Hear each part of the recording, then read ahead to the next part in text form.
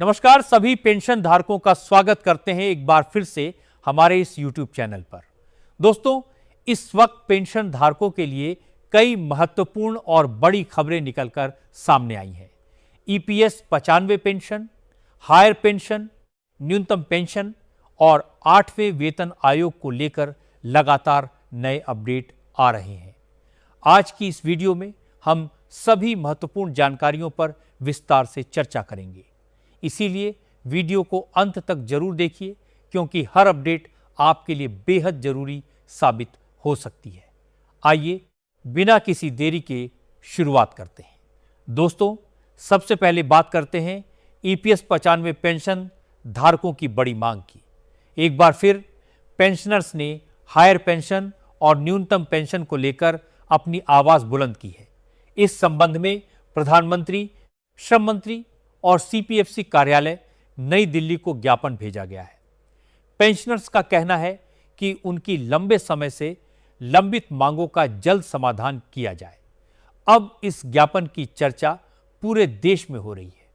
इससे पेंशनर्स की उम्मीदें भी एक बार फिर बढ़ गई हैं।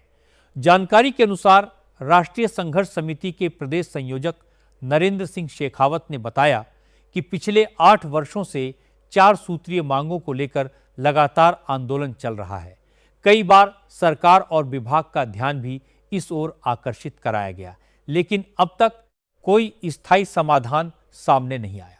इसी कारण फिर से ज्ञापन भेजकर जल्द कार्रवाई की मांग की गई है। पेंशनर्स का कहना है कि अब निर्णय में और देरी नहीं होनी चाहिए। सभी की निगाहें सरकार के अगले कदम पर टिकी हुई है। बताया गया कि हाल ही में सांसद सीपी जोशी के साथ उदयपुर स्थित भविष्य निधि कार्यालय में महत्वपूर्ण बैठक हुई थी। बैठक के दौरान विभिन्न हाईकोर्ट के फैसलों का भी उल्लेख किया गया। साथ ही 4 नवंबर 2022 के सर्वोच्च न्यायालय के निर्णय की प्रति भी अधिकारियों के सामने रखी गई। जोशी दौरान इस फैसले के आधार पर हायर पेंशन के मामलों पर चर्चा हुई।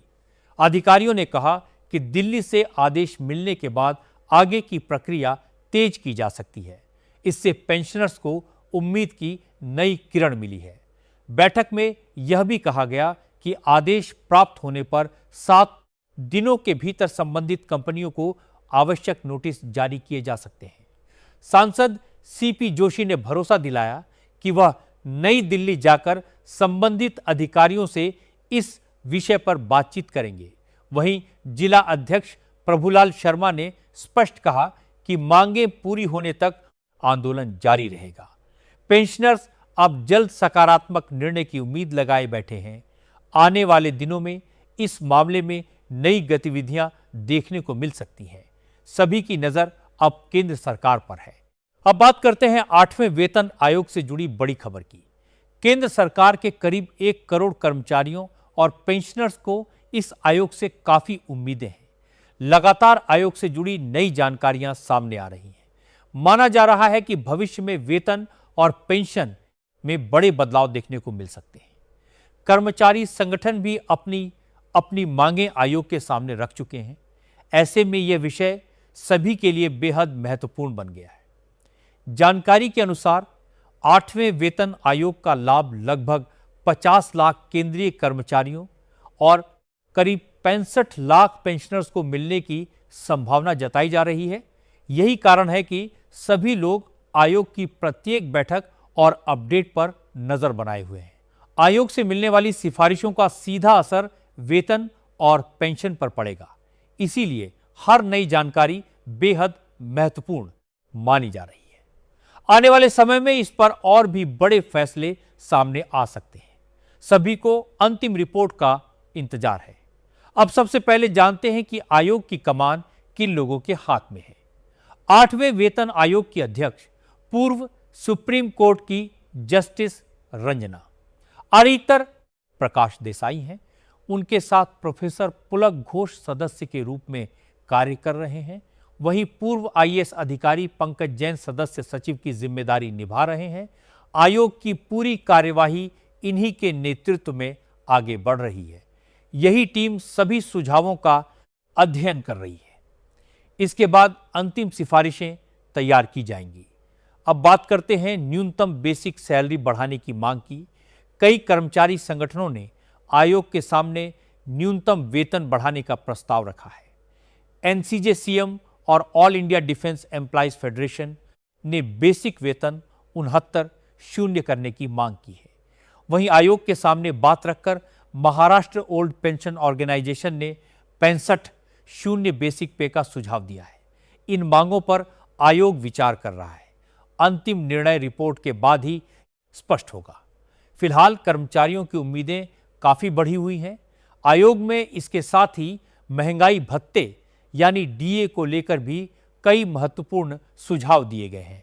कर्मचारी संगठनों का कहना है कि बढ़ती महंगाई के अनुसार वेतन तय किया जाना चाहिए। कुछ संगठनों ने कम से कम 4% डीए बढ़ाने की मांग रखी है। वहीं 50% डीए को बेसिक वेतन में जोड़ने का सुझाव भी दिया गया है। अगर ऐसा होता है तो कर्मचारियों और पेंशनर्स दोनों को बड़ा लाभ मिल सकता है। हालांकि अंतिम फैसला आयोग की सिफारिशों पर निर्भर करेगा, इसीलिए सभी की नजर इसी पर बनी हुई है। आगे बढ़ने से पहले आप सभी से एक छोटा सा अनुरोध है। अगर आपको हमारी यह जानकारी उपयोगी और महत्वपूर्ण लग रही हो तो इस वीडियो को लाइक, शेयर और कमेंट कीजिए और हमारे चैनल को सब्सक्राइब जरूर करें, ताकि ऐसी ही सच्ची और सटीक खबरें सबसे पहले आप तक पहुंचती रहें और आपका समर्थन हमें मिलता रहे। रेलवे कर्मचारियों की ओर से भी अलग मांग रखी गई है।